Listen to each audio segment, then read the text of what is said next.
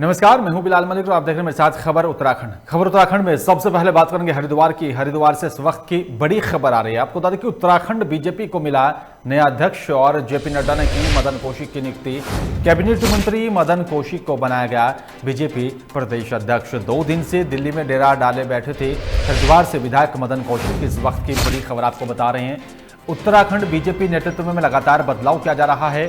Trivendra Singh CM को बदलकर तीरथ सिंह यहां पर बनाए गए और उसके बाद बीजेपी प्रदेश अध्यक्ष भी बदल दिए गए हैं। मदन कौशिक को बीजेपी प्रदेश अध्यक्ष बनाया गया और आपको बता दें कि उत्तराखंड से बीजेपी को अब नया प्रदेश अध्यक्ष भी मिल चुका है। 2022 में होने वाले विधानसभा चुनाव से पहले बीजेपी संगठन की ये सभी तैयारियां चल रही हैं और कोशिश की जा रही है कि हर तरह से अब उत्तराखंड की जनता को साधा जाए और इसी के तहत यहां पर लगातार जो है बीजेपी उत्तराखंड के नेतृत्व में लगातार बदलाव किया जा रहा है।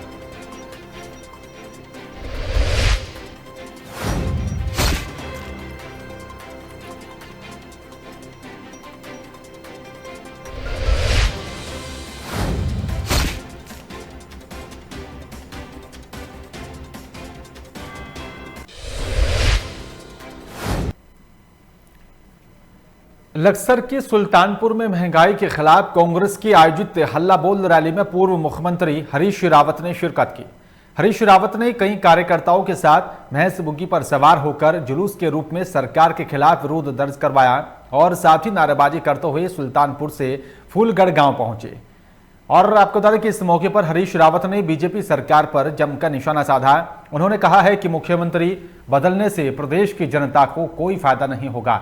उन्होंने आरोप लगाया कि बीजेपी ने यह प्रोपगेंडा केवल पार्टी के भीतर मचे घमासान को शांत करने और सरकार के 4 साल के फेलियर को छिपाने के लिए किया है।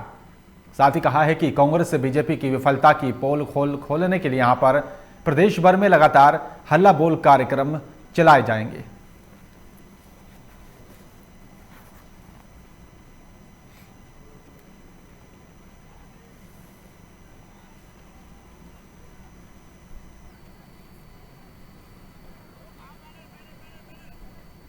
भाजपा के कुशासन से त्रस्त हैं और लोग ये महसूस करते हैं कि हमने उनसे कई गुना बेहतर सरकार दी और इससे लोगों का प्यार समर्थन हमको मिल रहा है। सत्यता ये है, हम जनता के सवाल उठा रहे हैं क्योंकि पेट्रोल डीजल के दाम आसमान पर पहुंच गए हैं। गैस के दाम ये 1000 रुपये तक बढ़ाने का इरादा रखते हैं। लोगों की महंगाई की मार से कमर टूट रही है। निम्न मध्यम वर्ग, गरीब वर्ग और मध्यम वर्ग परेशान है। लालकुआं सहित आसपास के क्षेत्रों में महाशिवरात्रि पर्व पूरी श्रद्धा के साथ धूमधाम से मनाया गया। महाशिवरात्रि के पावन पर्व पर बिंदेश्वर महादेव मंदिर हंस प्रेम योग आश्रम बिंदु खत्ता में कथा प्रवचन समागम किया गया, जिसमें भारी संख्या में भक्तों ने शिरकत की। इस अवसर पर हंस प्रेम योग आश्रम के यहाँ पर प्रबंधक महात्मा सत्याबोध नंद महाराज ने कहा है कि बिंदेश्वर महादेव मंदिर हंस प्रेम योग और साथ ही आश्रम बिंदु खत्ता में वर्ष 1960 से महाशिवरात्रि पर्व बड़े ही धूमधाम से मनाया जाता है। इस अवसर पर यहाँ पर बिंदु खत्ता के साथ ही उत्तराखंड के दूरदराज के क्षेत्रों से भक्तगण जलाभिषेक करने यहाँ पर आते हैं। उन्होंने बताया कि ऐसी मान्यता है कि यहाँ पर बिंदेश्वर महादेव मंदिर में आने वाले सभी भक्तों की मनोकामनाएं पूरी होती हैं।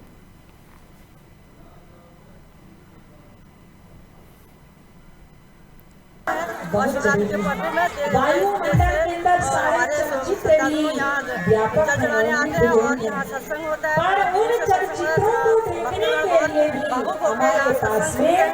और लोग बढ़ चढ़ के इसमें भाग लेते हैं। पहले दिन हमारी पदयात्रा निकलती है, दूसरे दिन सुबह से ही 4 बजे से भगवान भोलेनाथ जी का, उसके बाद सत्संग होता है, उसके बाद और शिवरात्रि के पर्व। और इसी बीच देहरादून से बड़ी खबर आ रही है। आपको बता दें कि 5 बजे होगा राजभवन में मंत्रिमंडल का शपथ ग्रहण समारोह। कई नए चेहरे मंत्रिमंडल में शामिल होंगे। मंत्रिमंडल में भरे जाएंगे सभी 11 पद। और इस वक्त की बड़ी खबर आपको बता रहे हैं उत्तराखंड से, देहरादून से इस वक्त की ताजा अपडेट आप तक पहुंचा रहे हैं। आपको बता दें कि 5 बजे होगा राजभवन में मंत्रिमंडल का शपथ ग्रहण समारोह। कई नए चेहरे मंत्रिमंडल में होंगे शामिल। मंत्रिमंडल में भरे जाएंगे 11 पद और आपको बता दें कि मंत्रिमंडल का विस्तार किया जाएगा। श्याम राजभवन में 5 बजे शपथ ग्रहण समारोह का आयोजन किया जाएगा। और आपको बता दें, इसी आयोजन को लेकर सभी तैयारियां पूरी कर ली गई हैं और उत्तराखंड को एक बार फिर से नए मंत्री, नए चेहरे देखने को मिलेंगे। जिस तरह से नया मुख्यमंत्री और उसके बाद प्रदेश अध्यक्ष को भी बदल दिया गया और अब मंत्रिमंडल का विस्तार होने जा रहा है। 2022 जिस तरह से चल रहा है उसमें चुनाव होगा, उसी चुनाव से पहले ये सभी तैयारियां की जा रही हैं।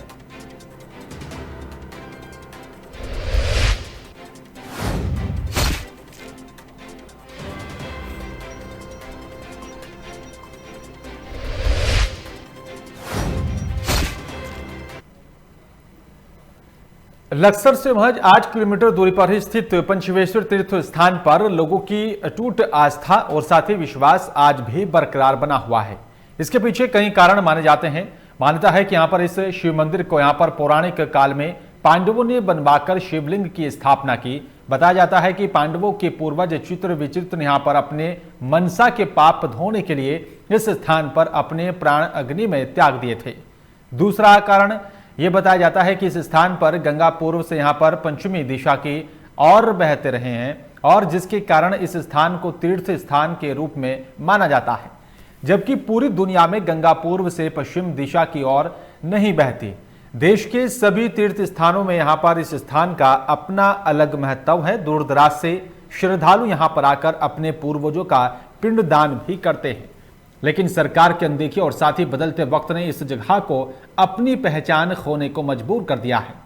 इस स्थान पर सरकार ने सौंदर्यीकरण के लिए करीब 1.5 करोड़ रुपए खर्च कर गंगा घाट बनवाए, लेकिन साफ सफाई पर कोई ध्यान नहीं दिया गया।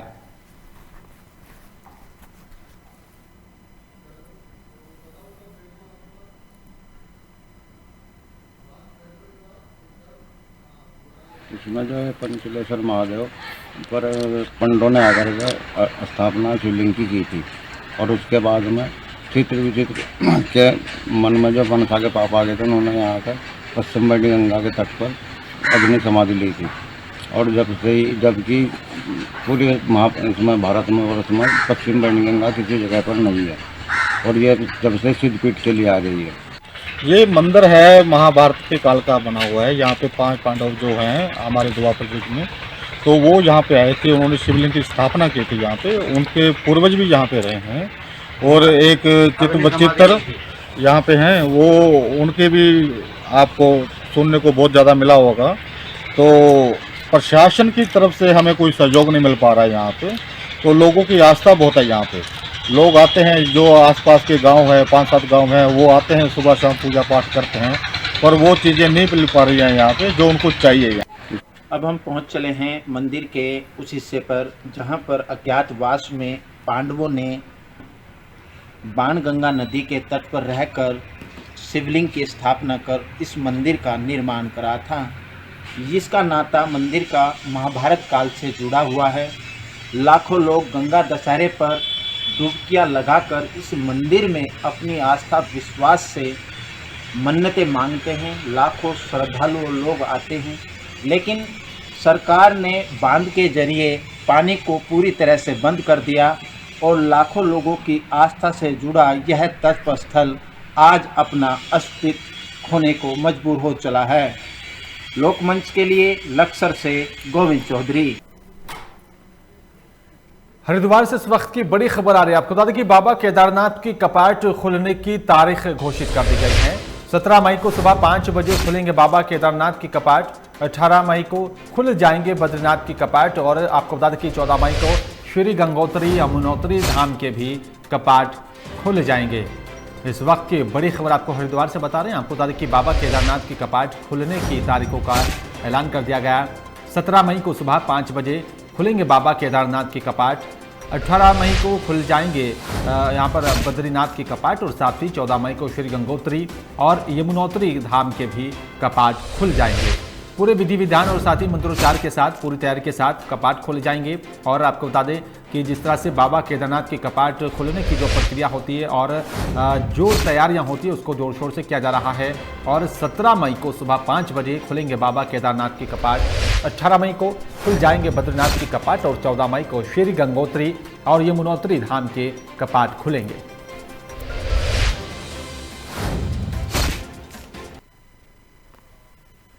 और इसी बीच हरिद्वार से बड़ी खबर आ रही है। आपको बता दें कि आवारा पशुओं को लेकर नगर निगम ने अभियान चलाया है। नगर निगम आवारा पशुओं को पकड़ने की कर रहा है कोशिश।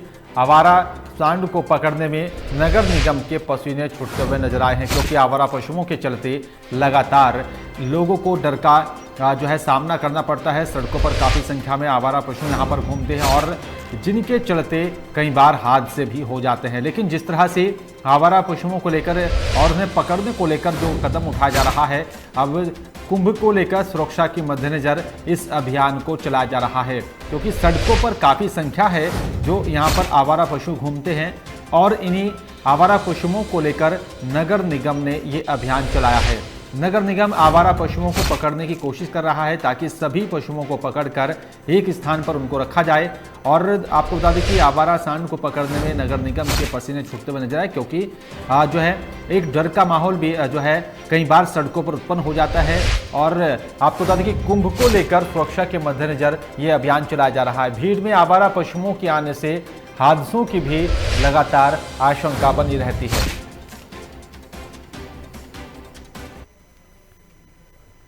और जहां एक तरफ सरकार ने मनरेगा की मजदूरी को प्रमुखता से बढ़ा दिया है और साथ ही वहीं पर दूसरी ओर मनरेगा की मजदूरों को भी ठगने का काम भी लगातार किया जा रहा है। आपको बता दें कि यहां पर मनरेगा में काम कर रहे श्रमिकों के प्रतिदिन की यहां पर दिहाड़ी महज 101 रुपया निर्धारित की गई है। वहीं लगातार पिछले कई सालों से आज तक मनरेगा के श्रमिकों को वही दिहाड़ी मिलती आ रही है। ऐसे में मनरेगा कर्मियों ने यहां पर दिहाड़ी बढ़ाने की मांग की और साथ ही मांग पूरी नहीं होने पर बड़े आंदोलन की चेतावनी दी है। दरअसल पूरा मामला भगवानपुर तहसील परिसर का है, जहां पर पिछले 5 सालों से यूनियन अध्यक्ष धरने पर बैठे हैं और जिनकी मांग है कि यहां पर मनरेगा की मजदूरी 500 रुपए निर्धारित की जानी चाहिए और मनरेगा मजदूरों को पूरे साल के साल काम मिलना चाहिए। और वहीं यूनियन अध्यक्ष का यहां पर कहना है कि एक ऐसी सरकार आनी चाहिए जो मनरेगा की मजदूरी में इजाफा कर सके और मजदूरों की सुनवाई सके।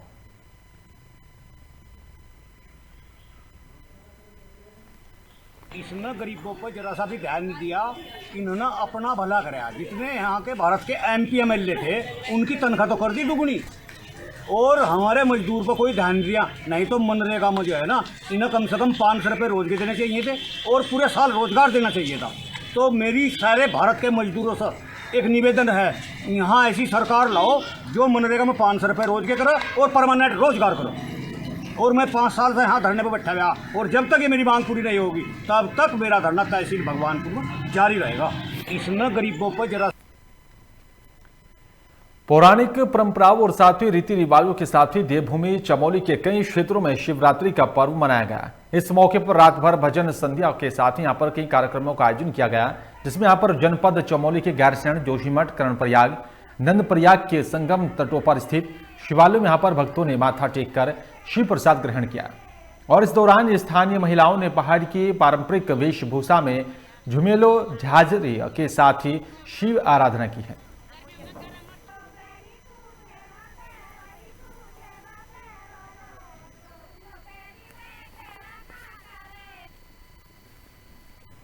एक और गन्ना किसान गन्ने के भुगतान के लिए लगातार धरना प्रदर्शन कर रहा है और वहीं सरकार की तमाम कोशिशों के बाद भी कई शुगर मिल किसानों की बकाया राशि का भुगतान समय से नहीं कर पा रही है और इसी के चलते कई किसान अब गन्ने की खेती छोड़कर अन्य फसल उगा रहा है। इसी बीच आपको बता दें कि मंगलूर के किसान गन्ने की खेती छोड़कर स्ट्रॉबेरी उगाकर मोटा मुनाफा कमा रहे हैं और किसान अब केवल गन्ने और साथ ही सब्जियों तक ही सीमित नहीं रहे। दरअसल किसान लगातार कई वर्षों में यहां पर गन्ने की फसल को छोड़कर स्ट्रॉबेरी की खेती कर रहे हैं और साथ ही कम लागत और समय में यहां पर स्ट्रॉबेरी की खेती कर किसानों को लाखों का मुनाफा हो रहा है, जिससे किसानों के चेहरे खिले हुए हैं।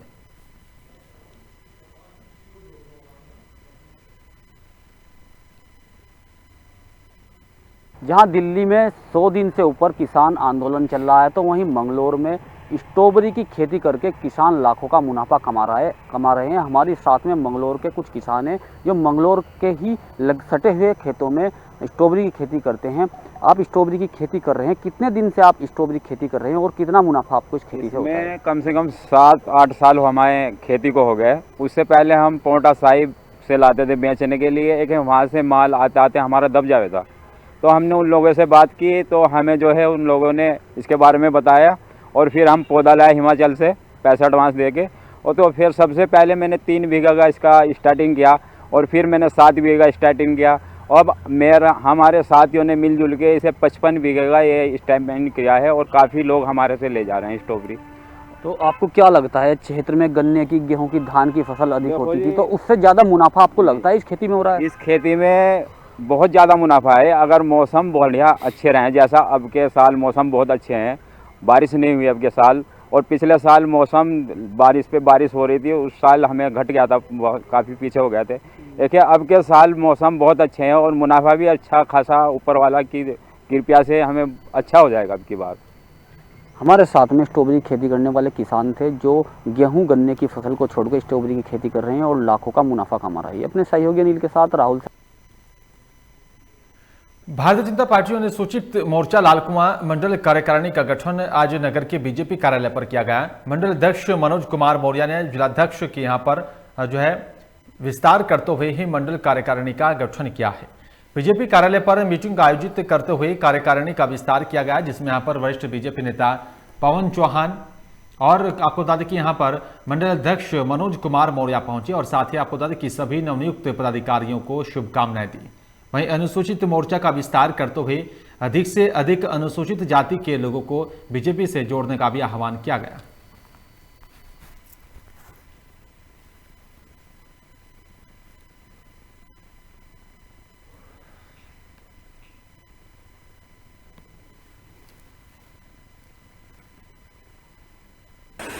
कार्यकारिणी जो गठित की है, इसमें सभी जो जितने भी पदाधिकारी बनाए गए हैं सभी पुराने बीजेपी के कार्यकर्ता हैं। सब कई युवा हैं, कई जो है बहुत ज़्यादा तेज लोग हैं। और रही बात कार्यकारिणी विस्तार की और आगे की रणनीति की, तो जितने भी लोग हैं सब बीजेपी से जुड़े हुए हैं, आगे बढ़ाने का कार्य करेंगे। आप देख रहे हैं पहले भी केंद्र में और राज्य में हमारे अनुसूचित मोर्चे के लिए कई योजनाएं सरकार निकाल रही है, जिनका निरंतर लाभ हमें मिल रहा है। खटीमा की नेहल गुप्ता ने उत्तराखंड राज्य महिला आयोग को पहचान दी है। आपको बता दें कि यहां पर महिलाओं के लिए पहले उत्तराखंड सरकार ने बुधवार को अंतर्राष्ट्रीय दिवस मनाने के लिए अपना लोगो लॉन्च किया। और आपको बता दें कि यहां पर उधम सिंह नगर की एक 21 साल की युवती ने लोगो डिजाइन किया था और वहीं उनकी उल्लेखनीय प्रस्तुति के लिए यहां पर कार्यक्रम के मुख्य अतिथि डॉक्टर अनिल जोशी ने सम्मानित किया। बताया जा रहा है कि महिलाओं के अधिकारों के लिए राज्य आयोग ने बुधवार को उन लोगों को पहचानने के लिए यहाँ पर एक सम्मान समारोह आयोजित किया था जिन्होंने यहाँ पर अपने प्रयासों में महिलाओं का समर्थन किया। वहीं कार्यक्रम का आयोजन राष्ट्रीय महिला आयोग के तत्वाधान में किया गया।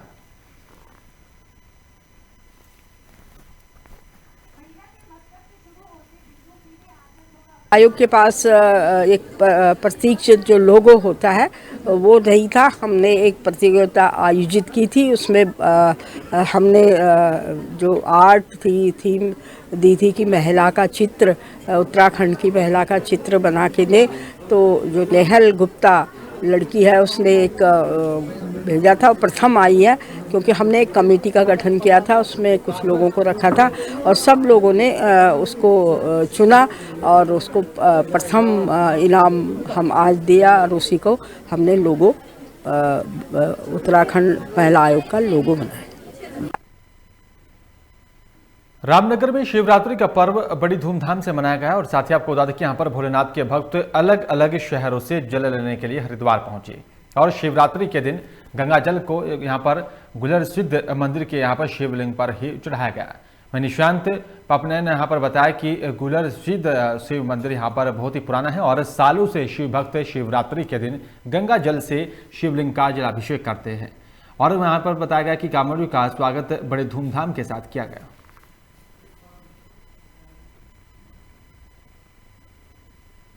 लगभग कितनी संख्या में लोग यहाँ पे पहुँचते हैं कांवड़िए? जो प्रशासन का पिछले साल का आंकड़ा था वो 75,000 से ऊपर का था। अभी भी 75,000 से लेके 1 लाख की तादाद में यहाँ पर जनसंख्या आती है और धर्म प्रेमी जनता आती है और जलाभिषेक करती है और मेले का आनंद लेती है। माता बाल सुंदरी के दर्शन करती है। यहाँ पर शनि महाराज का मंदिर है, यहाँ पर गोयल देवता का मंदिर है, यहाँ पर भोलेनाथ का मंदिर है, यहाँ पर हमारे जो संत पुरुष हैं उनकी समाधियाँ हैं। तो ये एक पावन और तीर्थ स्थान है। यहाँ पर जो है सभी लोग सभी धर्मों के लोग आते हैं। विशेष तौर पे यहाँ पर जो भंडारे होते हैं, धार्मिक अनुष्ठान होते हैं, यहाँ पर काफ़ी संख्या में लोग आते हैं। यहाँ पर जितनी भी धर्म प्रेमी जनता आती है उनसे हमारा ये अनुरोध है कि इस स्थान पर, क्योंकि ये आरक्षित वन क्षेत्र में आता है और यहाँ पर गरीब समाज के निर्धन लोगों का और जो समाज के पिछड़े हुए लोग हैं उनकी मदद के लिए विशेष तौर पर यहाँ पर हम लोगों ने व्यवस्था करी है। जो गरीब गुरबों की यहाँ पर शादियाँ होती हैं, समिति उसमें भी अपना सहयोग करती है और हमेशा जो धार्मिक कार्यक्रम होते हैं उसमें भी सहयोग करती है। मेरा सभी समाज के लोगों से निवेदन है कि ऐसे स्थान पर अपना मनोयोग से हर प्रकार से मदद। टिहरी जिले के प्रतापनगर क्षेत्र में स्थित ओणवेश्वर महादेव मंदिर इस क्षेत्र का प्रसिद्ध शिवालयों में से एक है और पहले यहाँ पर ये मंदिर काफी प्राचीन था, लेकिन अब इस मंदिर को काफी भव्य बनाया गया। शिवरात्रि पर यहाँ पर दूर दराज के क्षेत्रों से श्रद्धालु पहुंचते हैं और यहाँ पर 2 दिन का मेला भी आयोजित होता है। मेले में यहाँ पर काफी भीड़ उमड़ती है। मंदिर के गर्भगृह में यहाँ पर विशाल शिवलिंग स्थापित है जो हमेशा चावलों से लिपटा हुआ रहता है। माना जाता है कि यहाँ पर निसंतान दंपति शिवरात्रि के अवसर पर ही रात्रि में जागरण कर हाथ में जलते दिए को लेकर संतान प्राप्ति की कामना करते हैं। शिवलिंग पर बेलपत्र और सात्विक गंगा जल से श्रद्धालुओं की ओर से यहाँ पर पूजन किया जाता है और जहाँ पर आज भी आम जनमानस अपने हाथों से जल या पूजा का सामान नहीं चढ़ा सकता। ग्राम पंचायत देवल के यहाँ पर रावल ही यहाँ पर पीढ़ियों से ओणेश्वर महादेव के यहाँ पर सेवा करते आ रहे हैं और जिसके चलते रावल ही शिवलिंग पर चढ़ाते हैं।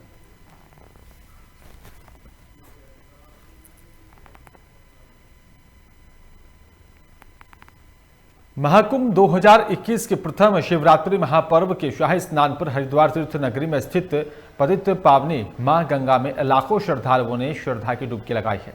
आपको बता दें कि हरिद्वार में शिवरात्रि पर्व पर साधु संतों के साथ साथ बाहर से आए लाखों श्रद्धालुओं ने भी मां गंगा में आस्था की डुबकी लगाई। शिवरात्रि के पावन पर्व के साथ साथ महाकुंभ का शिवरात्रि के दिन ही पहला शाही स्नान भी था। 7 अखाड़ों के यहाँ पर नागा संतों साधुओं ने अपनी पेशवाई निकालकर हर की पौड़ी पहुंचकर मां गंगा में श्रद्धा की डुबकी लगाई थी और सभी अखाड़ों के स्वागत में नवनिर्वाचित मुख्यमंत्री तीर्थ सिंह रावत ने भी यहाँ पर साधु संतों के स्वागत में पेशवाई पर फूलों की वर्षा की और साथ ही अपने परिवार के साथ मां गंगा में श्रद्धा की डुबकी भी लगाई है। इस दौरान मुख्यमंत्री ने यहाँ पर श्रद्धालुओं से भी सभी नियमों का पालन करने की अपील की। देखिए, आज शाही स्नान भी है, महाशिवरात्रि भी है। इस अवसर में मैं जनता को शुभकामनाएं देता हूं और मंगल कामनाएं करता हूं। और आज का जो शाही स्नान है उसके लिए हमने भव्य दिव्य तैयारी और स्वागत हेलीकॉप्टर वर्षा, स्वयं मैंने भी फूलों से वर्षा, ऐसा मुझे सौभाग्य प्राप्त हुआ है। और इसलिए मैंने ये कहा कि इनका स्वागत, अभिनंदन, साथ में आने वाली जनता का भी स्वागत और अभिनंदन, उन सबको आने दिया जाए, कोई रोक टोक ना हो।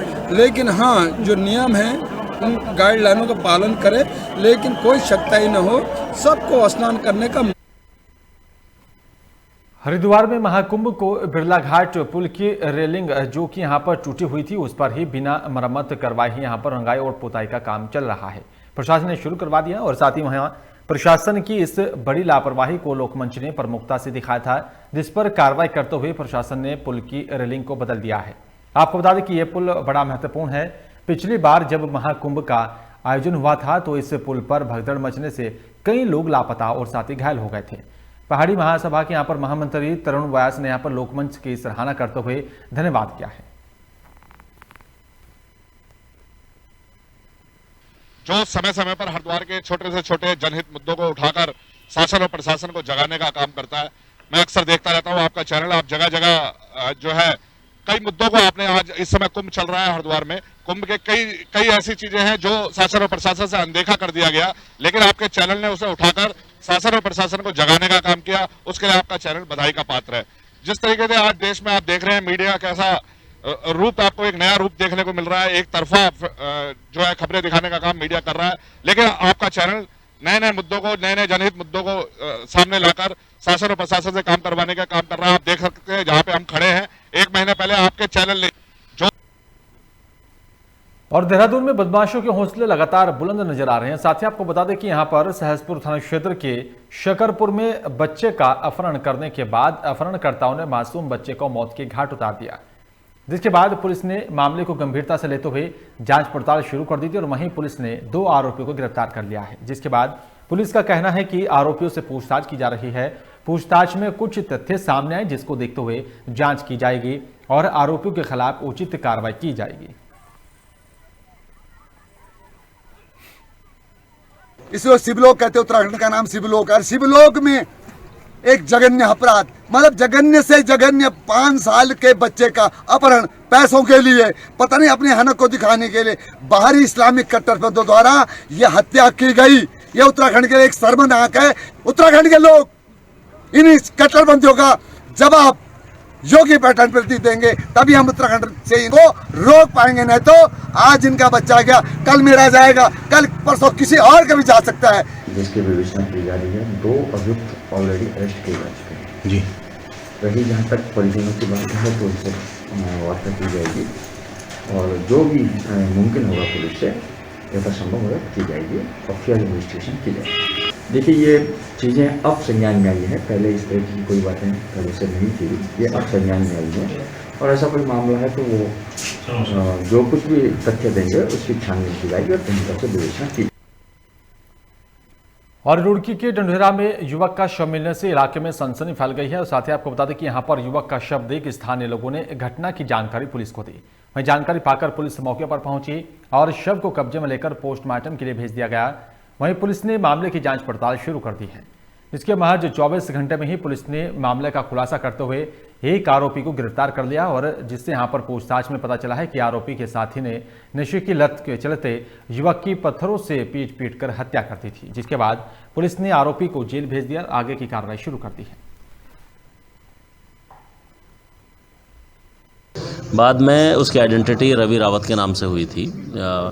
उसमें जो भी सारे पहलुओं की जांच हमारे द्वारा की गई थी और सीओ रुड़की, इंस्पेक्टर रुड़की और सीआईओ इंचार्ज के द्वारा पूरे दिन मेहनत करके कुछ लोग जो हमने आइडेंटिफाई किए थे उसके जो नज़दीकी थे उसमें एक सुरेंद्र एरी है, उसकी अरेस्टिंग की गई है और उसके द्वारा इस घटना को स्वीकार किया गया है और उसके द्वारा एक नशे को लेकर आपस में जो झगड़ा इनके बीच में चला उसको लेके आपस में हाथापाई हुई और जो उसके द्वारा फिर इसकी हत्या की गई, ये उसके द्वारा स्वीकार किया गया है। किन उपकरणों से सर इसकी जो प्रथम दृष्टि से हमारे पास बात सामने आ रही है वो ये है कि ये क्योंकि दोनों ही नशा करते थे और नशे के आदी थे और कोई एक नशा जो पर्टिकुलर एक नशा था जिसको लेने को लेके इनके बीच में झगड़ा हुआ था जो इस लेवल तक पहुंच गया कि उसके द्वारा इसकी हत्या की गई।